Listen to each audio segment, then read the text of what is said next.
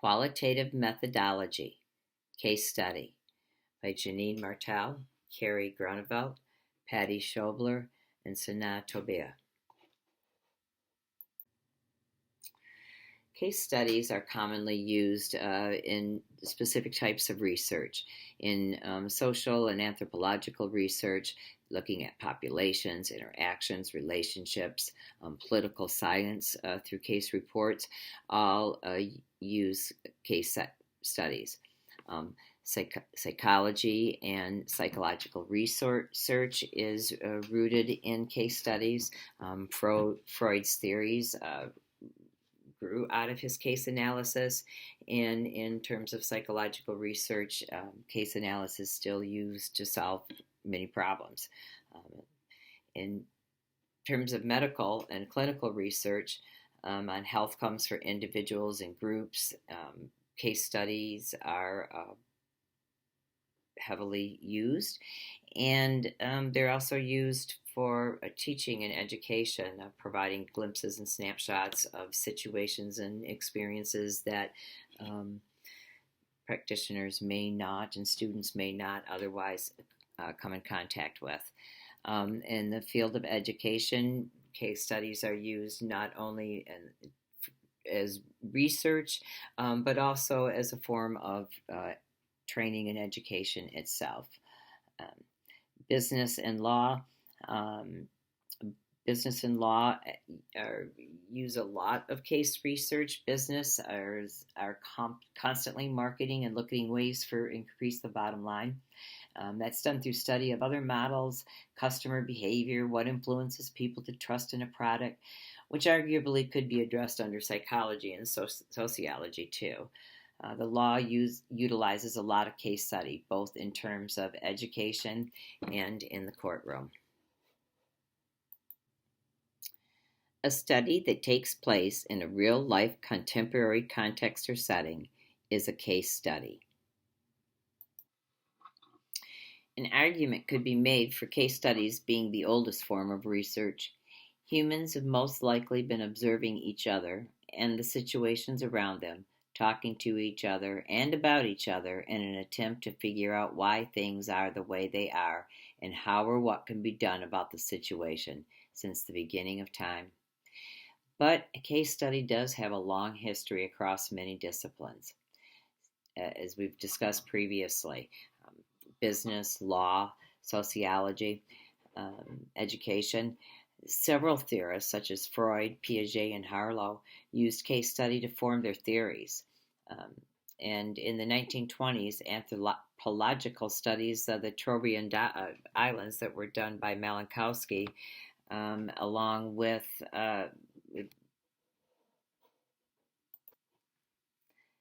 as well as studies of families done by French sociologist Lepay,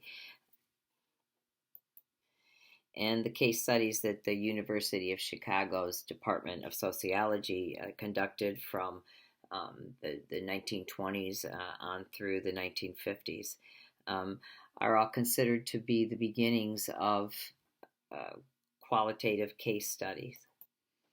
Now, the case studies are used in a variety of fields. There's a variety of different methods and tools. Businesses and laws use a great deal of case studies. Some of the today there are more choices and approaches to choose from in terms of how to do a case study. Yin looks at using both quantitative and qualitative approaches to a case study in order to develop and discuss the case and an explanation and explore it. Stake, another theorist on case study, systematically establishes the process, the procedures for doing the case study research. He's done some extensive work on how to do a case study. In the Creswell reading, he relied mostly on the approaches of Yin and Stake when talking about the case study approach. There's some defining features of case studies that begin with identifying a specific case.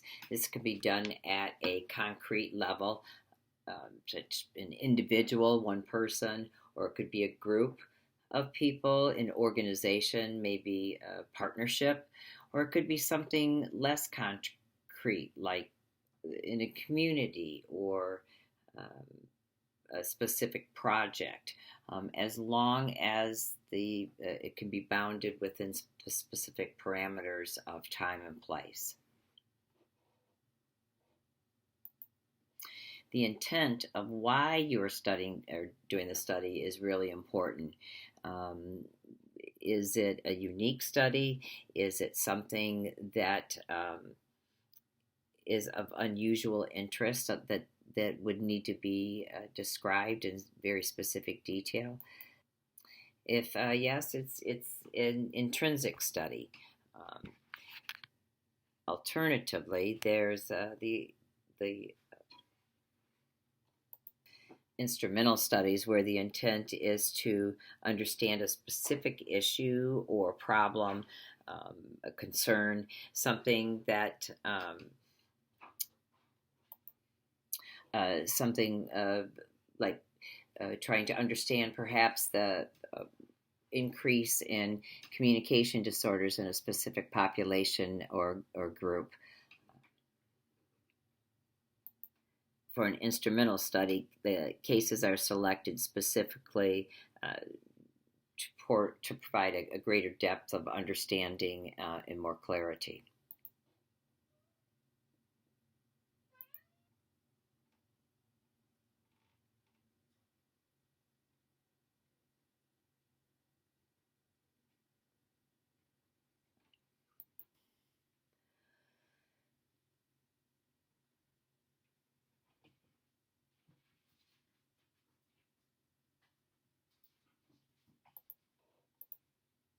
The next step is data analysis.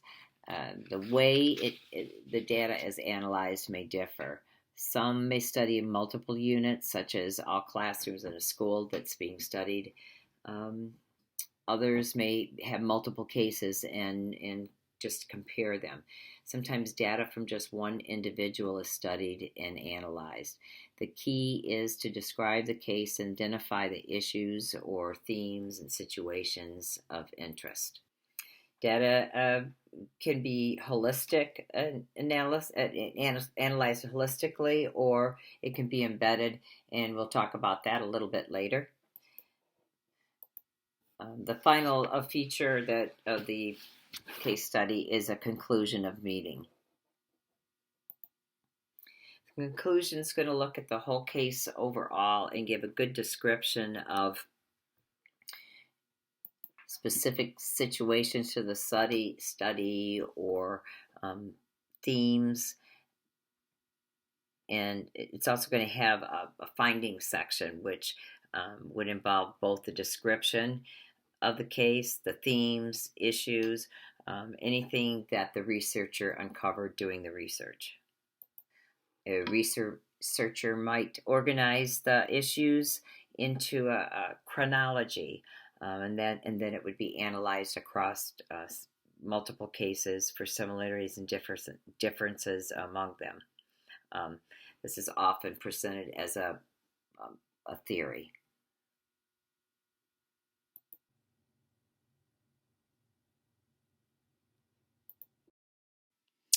Stakes identified 3 types of case studies. A critical study questions assumptions, takes into account the political and social environment, and looks at the limiting conditions in relation to power and control. Critical case studies generally seek to change or influence a situation. An interpretive approach focuses on theory building and involves understanding context and processes from different perspectives. It tries to understand individual and shared social meanings. A positivist approach establishes what specifically will be studied first and then looks to see if the variables that they've selected fit. This approach is often used when testing or refining a theory on the basis of a previous case study.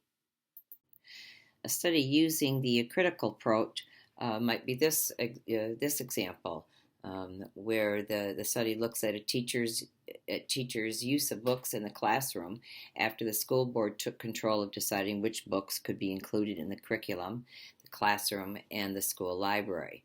What assumptions are being questioned? Are there any assumptions that are being questioned, maybe about who should be deciding which books to use? It should take into account the wider political and social environment. It's right now books in the classroom and who's putting them in there and making decisions about it is becoming a hotbed politically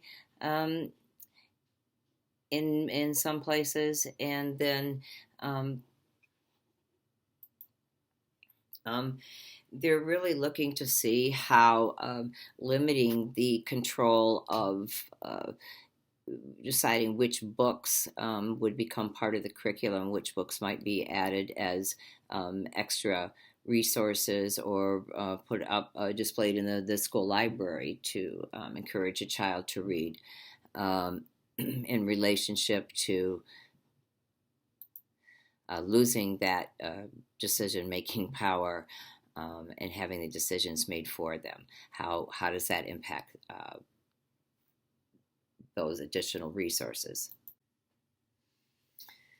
This study from the interpretive approach looks at why members of the same community have a very different views on who should choose books for the school district. They're looking for areas of common ground and areas of conflict. They are trying to get a better understanding of different perspectives and views, under what context, under conditions, why do people believe the way they believe, perhaps in terms of why is one book good or versus one that should be banned, what's driving that decision. It would be trying to understand individual and shared meetings. They're trying to look for common ground and areas of conflict. And the focus is hopefully to maybe build on a theory of why this conflict arises in a community and maybe not some others, and come up that some So a study rooted in the positivist approach may be taken if a study showed that some children checked out fewer books from the library after an ongoing volatile debate around books in the schools began. Based on the results of this study, the researchers concluded that the drop in the number of books being checked out had to do with parent views and not child interest. So a new study is that focuses around just the parent views is done, and how many books the child is borrowing from the library. It establishes which variables to study in advance, choosing to only look at parent views and what books and how many books the child is borrowing from the library, and then seeing if it fits with their conclusion that the diminishing book checkouts are because of the parent views and not because the children aren't interested. So the focus is on testing or refining their theory on the basis of some previous case study findings. So how do theorist approaches to their epistemological approach compare to one another? Creswell's approach in a case study approaches a case study as a single instance of a bounded system. You know, a child, a school, a social class, a community. Yin's view is not as tight. The lines between the phenomenon and the context are often blurred in his view, and the boundaries are unclear. Yin feels researchers have little control, and labels and descriptions and other details are important elements in this case study because they add information and context that helps clarify those blurred boundaries. Chong and Graham take this a little bit further, and they argue that the case study requires more of a Russian doll approach, in which the researcher needs to understand in many macro and micro contextual levels. For Stake, a case study has a boundary with working parts, and feels researchers should view the case as a bounded system and examine it as an object instead of a process. In Cresswell's view, the case study is bounded with limits placed on time and place around and what's being studied. In this situation, if you were studying the types of books that a child chooses to read, there would be a boundary around her in terms of what time period you would study, maybe the first semester, and where she would choose the books from.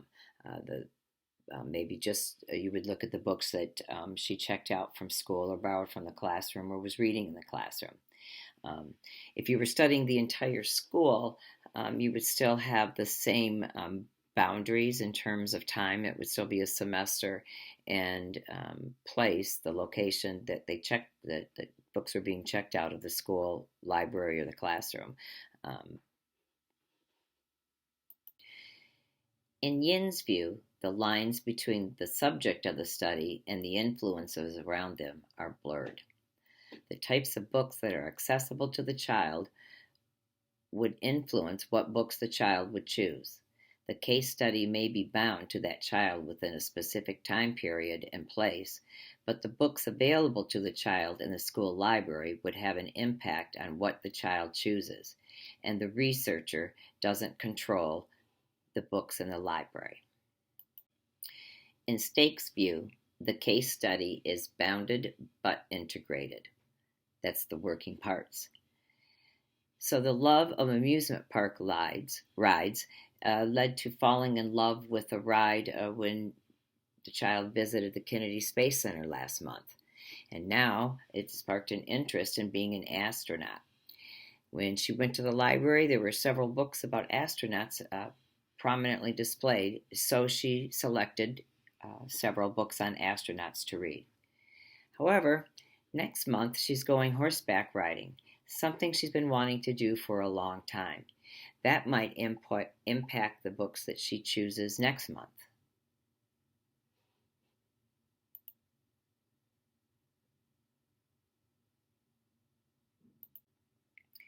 Some say even less ability to control boundaries. In Chong and Graham's view, as you look deeper into the case, things will unfold like a Russian doll. The child might choose to read a science fiction book about space travel.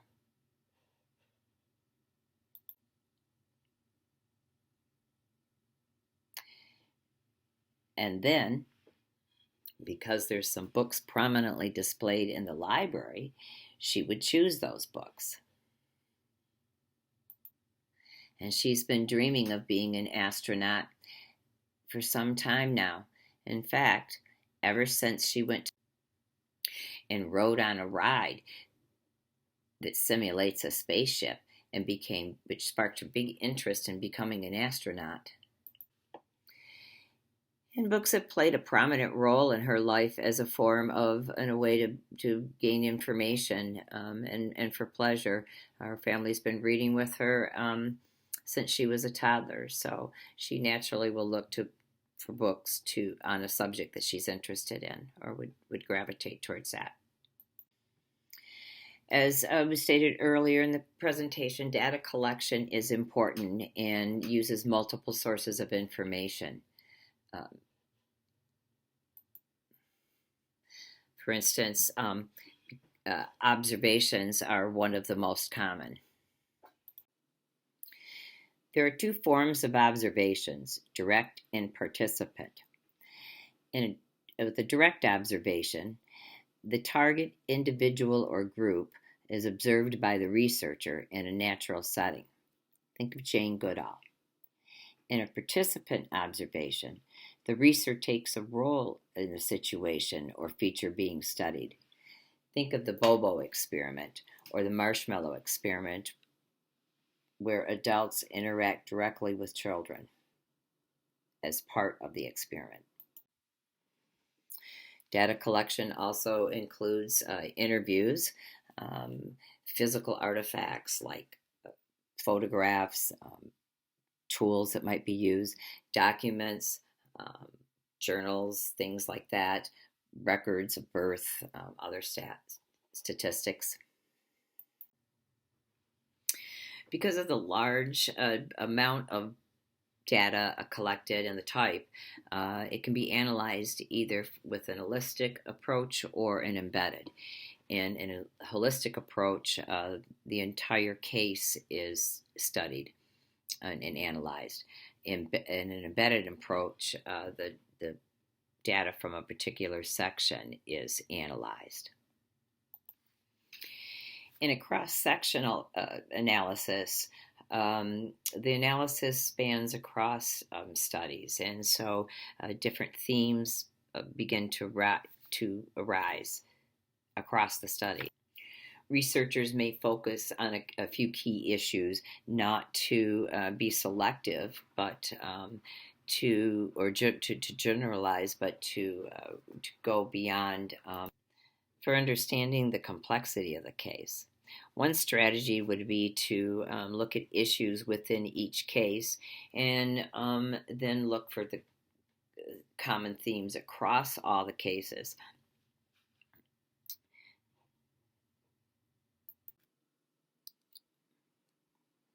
A few final tips. Limit the number of cases in your study. Remember, more than one case dilutes the overall analysis. The more cases in an individual study, the less depth in any single case. Narrow your selection. Focus on one case study type, single, multiple, or an intrinsic study. Collect specific information that will be useful and relevant in your study. Provide purposeful sampling strategies and set the important boundaries, time, events, and processes. After completing the research and learning more about a case study, we all felt that this methodology would work for our dissertations. Below are the responses of each one of us discussing why we feel the research would work in our dissertation.